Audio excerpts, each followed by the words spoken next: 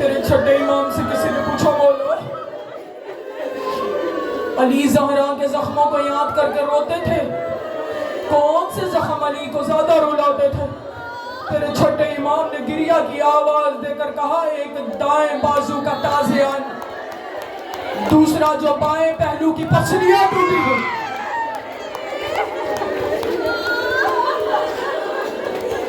دروازے پہ دستک ہوئی، سوچا کہ مسلمان پسا دینے آئے ہوں گے بابا کا۔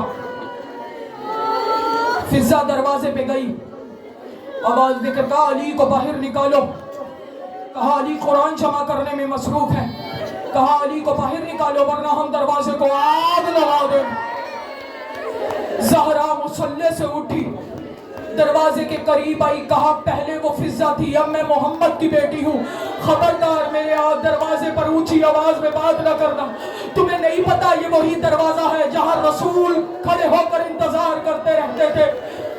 آواز دے کر کہا زہرا علی کو باہر نکالو ورنہ ہم دروازے کو آگ لگا دیں گے۔ انہوں نے حیا نہ کی، 40 لوگ دروازے پر آئے۔ میری طرف دیکھو، ایک نے لکڑیاں جمع کی، نام تاریخ میں موجود ہے۔ میری طرف دیکھو جنہوں نے ماتم کرنا ہے، دوسرے نے لکڑیوں کو جلانے کا حکم دیا۔ ان میں سے ایک روایت کرتا ہے میں دروازے کو لاتے مارتا تھا، مجھے بطول کی سسکیاں سنائی دے رہی تھی، ادھر دروازے کو لاتے پڑی، ادھر دروازہ بطول پہ آ کے گرا۔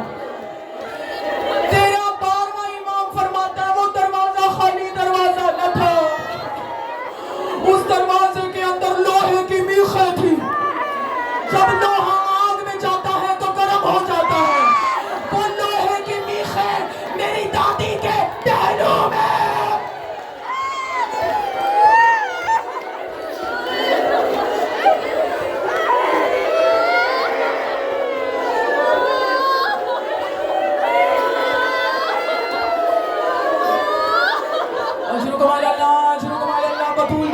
میری طرف دیکھو، ادھر دروازہ بھی پوری طرح گرا نہ تھا، ادھر کنفذ ملعون نے سب مل کر کہا اللہ اس پہ لعنت کرے، ادھر کنفذ ملعون نے محمد کی بیٹی کو تازیانے مارنے شروع۔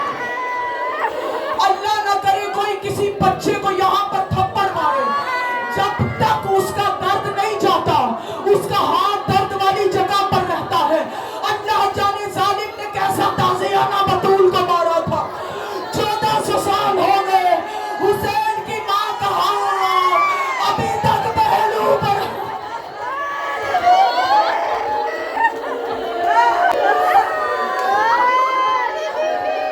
ایک دفعہ گئی علی میری پسلیاں ٹوٹ گئی، بہت سچی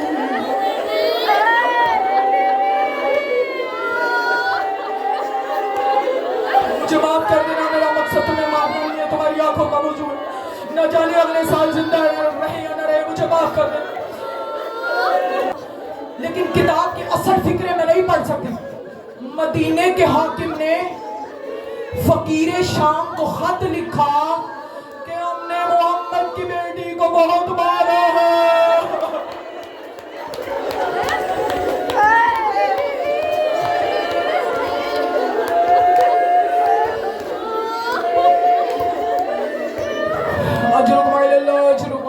علی کو وصیت دے دی،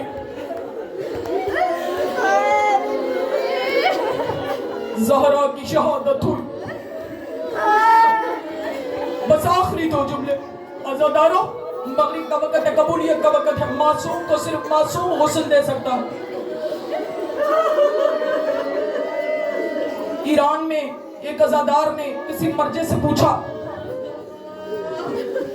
کہ کیا بطول باقی کھڑی نہیں ہو سکتی تھی؟ سیدہ کو اتنے زخم تھے، انہوں نے امامہ اتارا، ماتم کرنا شروع کیا، کہا سیدہ کی پسلیاں اتنی ٹوٹی ہوئی تھی کہ علی ہی سیدہ کو کروٹ دلاتے تھے اور علی ہی اٹھا کر بٹھاتے تھے۔ معصوم کو صرف معصوم غسل دے سکتا۔ علی نے غسل دینا شروع کیا، کبھی نہ رونے والا علی دھاڑے مار کر رونے. فضا باہر سے پانی دے رہی تھی، ماتم کرو ماتم کر. کہا یا علی اگر آپ بھی روئیں گے تو بچوں کو تسلی کون دے گا؟ آواز دے کے کہا فضا میں نے فاطمہ کہا زخمی پہلو سے اٹھانا چاہو.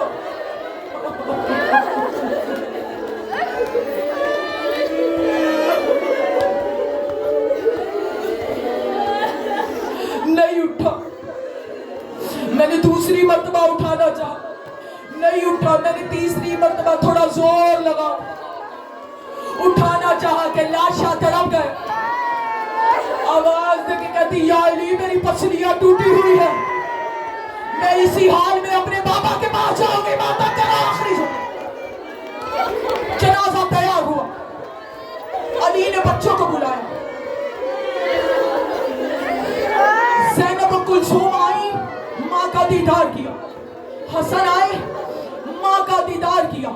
یہ روایت معتبر ترین روایت ہے جو میں پڑھنے لگی ہوں. حسین دور بیٹھے رو رہے تھے. علی آواز دے کے کہتے آ حسین ماں کا آخری دیدار کر. آواز دے کے کہتے بابا امام بن کر بلا رہے ہو یا باپ بن کر بلا رہے ہو؟ آواز دے کے کہا حسین امام تو ہوں ہی لیکن اس وقت باپ بن کر بلا رہے ہو. بابا کیا میری ماں فخر مریم نہیں؟ کیا میں فخر عیسیٰ نہیں؟ ہاں حسین ہو. بابا جب تک ماں نہیں بلائے گی، جب تک ماں نہیں بلائے گی میں نہیں آؤں گا. علامہ قطمیری علیہ الرحمہ لکھتے ہیں علی روتے روتے زہرا پر جھکے. آواز دے کے کہتے زہرا کربلا کا غریب نہیں آ رہا. تابوت سامنے لے آؤ لیکن مجمع میں نہ لے کر آنا. زہرا کربلا کا غریب نہیں آ رہا. وہ کہتا ہے جب تک ماں نہیں بلائے گی ماتم ماتم. وہ کہتا ہے جب تک ماں نہیں بلائے گی میں نہیں آؤں گا. میری طرف دیکھو، جو ہاتھ تسبیح کے لیے نہیں اٹھ سکتا تھا کفن کے پن ٹوٹے. آواز دے کے کہتی آ میرا حسین، آ میرے سینے سے لگ جا. ہائے حسین آئے، ماں سے لپٹے. زہرا نے آواز دے کر کہا حسین یہ ادھار ہے، آج میں نے بلایا ہے، کربلا میں تو بلائے گا. ہائے 10 محرم جب حسین کا لاشا کئی حصوں میں پامال ہو چکا، زہرا نے آواز دے کر کہا حسین مجھے بلا. تو کہاں ہے؟ تو کہاں ہے؟ لے آؤ کوئی ٹکڑا کہیں سے